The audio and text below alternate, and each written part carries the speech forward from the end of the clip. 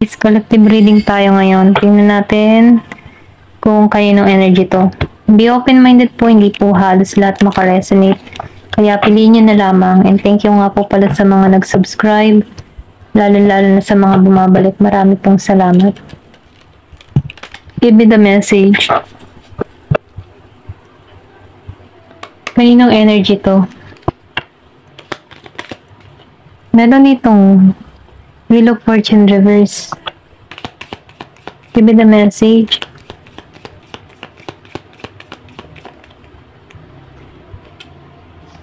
Meron dito na Knight of Coins sa right.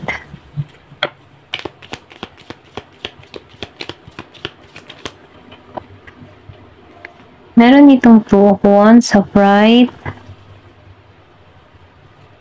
And Knight of Wands reverse. Meron itong Page of Swords, upright.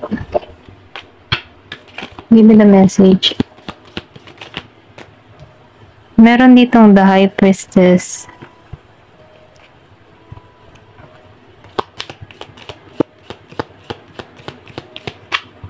Excuse me po.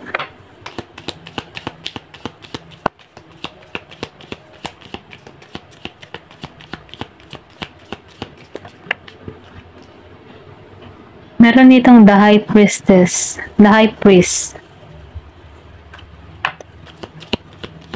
The High Priestess and the High Priest. Okay. Four of Swords. Nakikitaan ko dito, no? Meron dito Virgo, Capricorn, Taurus, Aries, Leo, Sagittarius, Gemini, Aquarius, and Libra. Merong Pisces. Ayan. Ito lang yung nakikita ko dito. So, meron ditong Wheel of Fortune reverse. Meron ditong tao, no? Humaharap siya sa mga pagsubok, okay? Kumbaga, yung biyaya na may blockage, ito lang nakikita ko. Hindi halos lahat sa part na to, no? May blockage siyang kinakaharap. Pwede rin sabihin na piling ng tao nito minamalas siya, ganon. Hindi nagiging mapalad siya sa kanyang sitwasyon. Kasi nakikita ko rito na yung tipo na kahit anong kaya niya, kahit anong gawa niya, okay? Yung tipo na lahat na ginawa niya pero mabagal pa rin yung sitwasyon niya dito. And then, nakikita ko rin dito na marami siyang responsibilidad, okay? Kahit ba nahihirapan siya sa kanyang sitwasyon, consistent pa rin siya sa kanyang ginagawa dito, no? Nakikita ko dito na hindi to madaling bumitaw or hindi siya madaling sumuko, lalong-lalo na sa hamon ng buhay dito, okay? Kumbaga, nakikita ko dito na meron siyang lakas or tapang na tanggalan to, okay? Kahit ba tipo na nakakaramdam siya ng mga pagsubok sa kanyang buhay, siya yung tipo ng tao na hindi nawawalan ng pag-asa. Kumakapit at kumakapit pa rin siya kasi meron siyang katatagan ng lakas ng loob dito eh. Ito lang yung nakikita ko. Kumbaga, no, kahit may mga pagsubok dito, humahanap at humahanap siya ng paraan para maalisan tong mga pagsubok na to, okay? Kumbaga, no, ini-embrace niya yung pagbabago or pwedeng sabihin na handa siya sa pagbabago. Then, nakikita ko rin dito, no, yung iba sa inyo, meron kang kadiling dito na arroganting tao.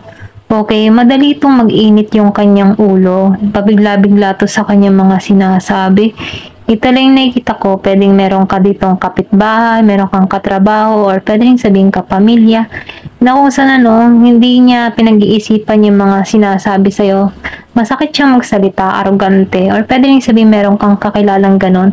Pwedeng may galit sa'yo, okay, kasi meron ako nakikita ditong lumabas na the High Priestess and the High Priest. Kumbaga, meron tong kaalaman, okay? Meron siyang kakaalaman, meron tong talino, okay? Lalo-lalo na sa mga sagrado, okay? Sagradong kaalaman, okay? Tulad ng mga lihim na karunungan, or pwede rin sabihin na bukas ang kanyang kaisipan sa mga ganun, spiritual. Ito lang yung nakikita ko dito. Pwede yung iba sa inyo nakakaranas dito ng pagkabalisa, hindi makatulog, or pwede rin sabihin na meron ka ditong alam mo yung may mga panaginip ka dito na gumugulo sa kaisipan mo, okay? So, nakikita ko dito, no, meron ditong tao na pwedeng nagbibigay sa'yo dito ng negative impact sa'yo dito, okay? Pero ganun pa man, nakikita ko dito, naramdam mo to kung sino to, or pwede rin sabihin, ramdam mo kung may something na gumagawa sa'yo dito, no, sa Page of Swords. Kasi matalino ka eh. Nararamdaman mo na, kasi meron ka dito ang pakaramdam na bakit kaya ganun, kahit anong ginagawa ko, minamalas at minamalas pa rin ako, hindi nagiging maganda yung takbo ng pamumuhay. So, meron ditong tao na nagbibigay sa'yo ng hindi maganda intention, okay? Ito lang yung nakikita ko dito. Arrogantin tao to. So, nabibel ko din dito, ano, na nagkamali to ng kanyang binangga. Kasi pareho kayo, okay? Kung meron siyang kaalaman sa ganun, meron ka din kaalaman pangontra. Ito lang yung nakikita ko sa iba, okay? Kasi meron dito tao na nag-iintensyon na yan. Galit. Meron ditong Year of the Horse. Galit siya. Gusto nito na magkaroon ka dito ng maraming isipin dito sa Four of Swords. Ibang hindi ka makapagpahinga. Okay? Ito lang yung gusto niya mangyari. Sobra itong inis sa'yo. Ito lang yung nakikita ko. Tingnan pa natin dito. Give it a message. Ano pa yung mensahe? Yung iba sa inyo, no, hindi halos lahat. Meron ditong tao na nagbibigay. Okay? Pero ganun pa man, malakas yung instinct mo dito eh. Kutob mo to na may something na gumagawa sa'yo ng hindi maganda. Meron ditong something na sinisiraan ka or pwede rin sabihin na gumugulo sa'yo. Okay? Ramdam mo to. Ito lang yung nafe-feel ko. At ramdam mo din kung sino to. Or pwede rin sabihin may idea ka na kung sino ito. Ayan. So, nagiging ka ngayon ditong matalino sa kinikilos mo, no? Hindi ka basta-basta gumagawa ng isang hakbang na ikakapahamak mo. Okay, nagiging matalino dito. Kumbaga, no, hindi ka nagpapahalata. Ayan. Give the message, ano pa yung mensahe?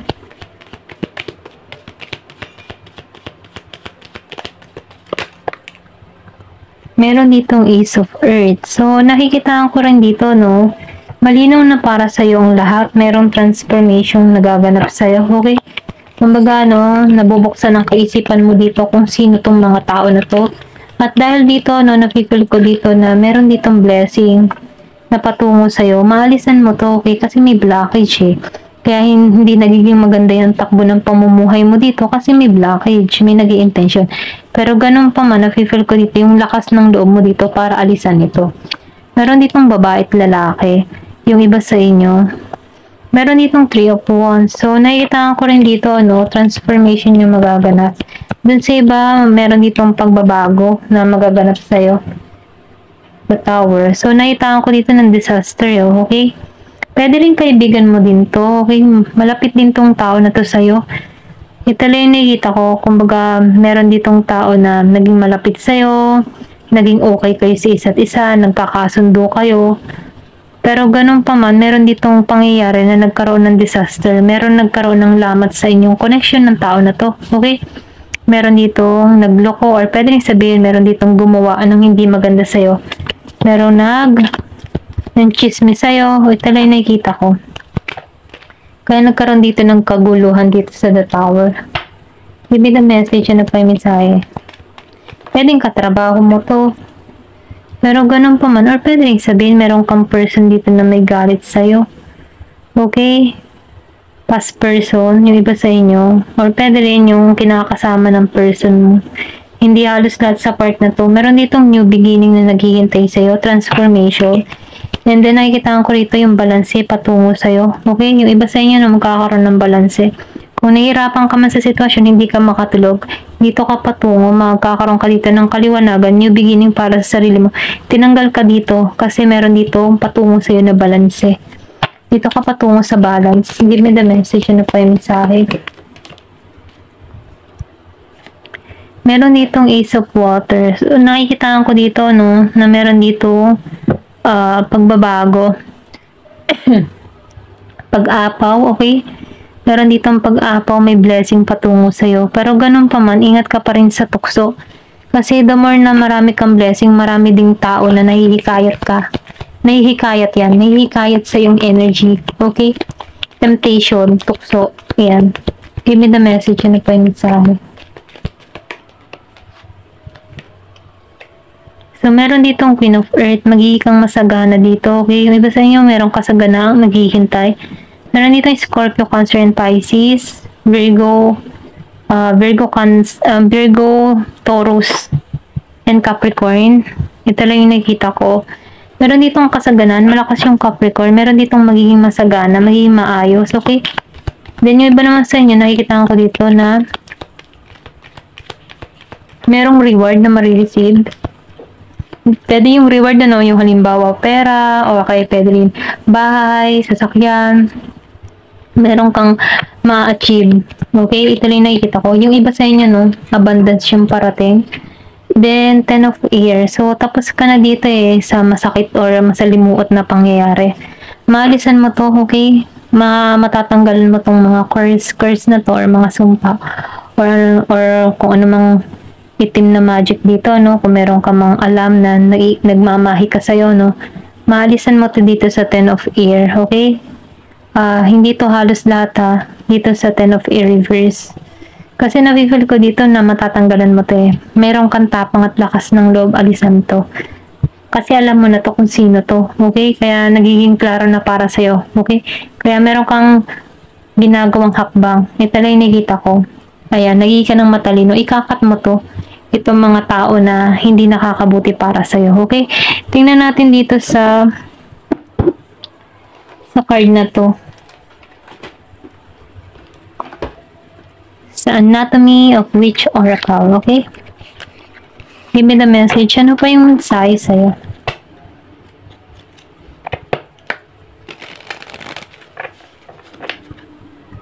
Give me the message. Ano pa yung mensahe?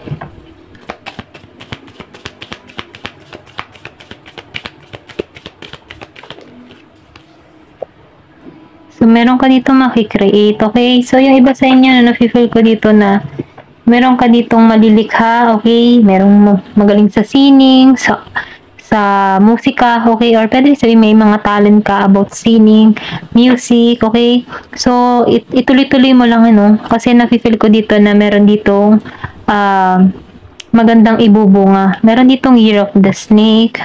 Pero ganun pa man, nakikita ko dito, pwedeng ganito yung work mo, okay? Meron ditong nagtatrabaho sa art, or meron ditong kumakanta. Pero ganun pa man, sa ganitong larangan mo, marami din tao na nakapukaw sa'yo. Ito lang nakikita ko, meron pa rin ditong tukso, okay? Or pwede rin sabihin na meron pa rin negatibo. Kasi meron ako nakikita ditong ahas. Give me the message na pa yung mensahe. Pwede rin sabihin, meron ditong tao na nag-i-stalk sa'yo kung anong ganap sa buhay mo. Ayan. Perception. So, nakikita ko dito yung lawak ng pangunawa mo, Okay? Kumbaga, ikaw yung tipo ng tao na protektado, or pwede rin sabihin na secure ka, okay? Grounded ka. Hindi ka basta-basta nagtitiwala sa tao. And then, napifeel ko din dito, meron kang mabuting puso. Ayan. Ito lang yung nakikita ko sa'yo. Pinoprotektahan mo yung puso mo. Yung iba sa inyo, ito lang yung nakikitaan ko. Protektahan yung puso. Or pinoprotektahan mo yung puso mo. Meron ditong The Weaver. So, nakikita ko rin dito, may protection. Okay? Yung iba sa inyo, merong ginagawang protection sa kanyang mga sarili. Ayan. Sa kanyang sarili yan. Meron kang ginagawang protection sa iyong sarili. Meron dito na witchbone. So, nakikita ko rin dito, meron ditong witchbone. So, meron ditong yung bang tipo na meron tong ginagamit. Okay? Kasi nakikita ko sa bone, ano yan parang protection din yan okay? Or pwede rin sabihin meron dito gumagamit ng hindi maganda dito sa witchbone, okay? Kumbaga, pwede rin ito yung ginagamit niya, or pinoprotektahan niya yung kanyang sarili, okay? Or pwede rin gumagamit ito ng ganitong mga bagay, para makapanakit sa kapwa, okay? Ito lang yung nakikita ko. Pero ganun pa man, protektado ka dito. Ito lang yung nakikita ko. So, ingat-ingat ka rin, kung kilala mo yung mga gumagawa sa'yo, mapakapitbahay man yan, or sa trabaho, Huwag kang basta tatanggap ng mga bagay-bagay na iaalok ng tao na to, okay? Kasi minsan yung mga bagay-bagay na yan, meron yung intensyon patungkol sa'yo. Merong negative entity ba? Kaya wag na wag mong hahawakan or tatanggapin. Ito lang yung mensahe. Kahit, kasi buo na to eh. Nafe-feel ko dito yung, ano ba, yung masamang intention nito. Ito lang yung nakikita ko sa bone. Give me the message. Ano pa yung mensahe? So, ingat ka na lang din.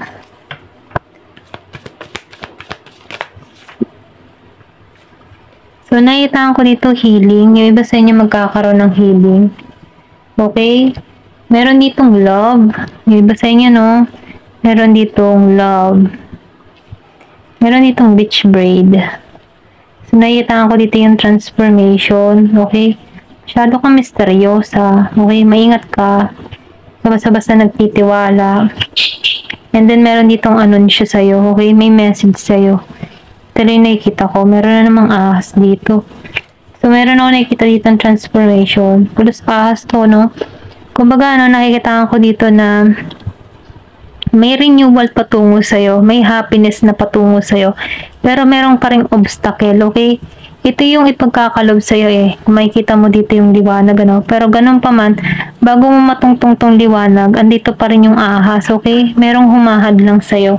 Ito lang yung mensahe, no? Pero ganun pa man, kapalaran mo dito ay magtagumpay. So, meron ditong ipagkakalob sa'yo, okay? Then dito, no, maintain. So, panatilihin mong malinis yung bahay, okay? Kung meron ka mga, mag-cleansing ka ng bahay nyo. Kasi once na nag-cleansing ka ng bahay, yan yung, kumbaga, inire-remove mo yung mga bad entity sa bahay ninyo. Kaya, may naman, maglinis-linis ng bahay. Then, nakikita ko rin dito, meron ditong bird. So, meron dito, yung mga tipo na feeling mo revert ka or parang panibago ka, okay? Nagkakaroon ka ng panibagong perspective, pangunawa, okay?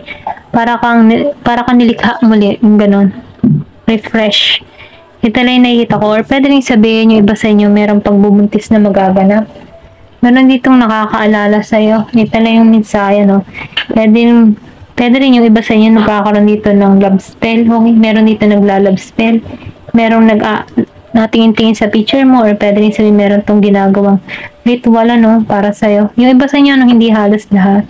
Ito lang yung nakikita ko. Meron dito nakakaalala sa'yo, miss na miss ka ng tao na ito. Merong nagmamanifest sa'yo. Ayan, ito lang yung nakikita ko. Ayan, hanggang dito na naman po. Thank you for watching. Love and peace.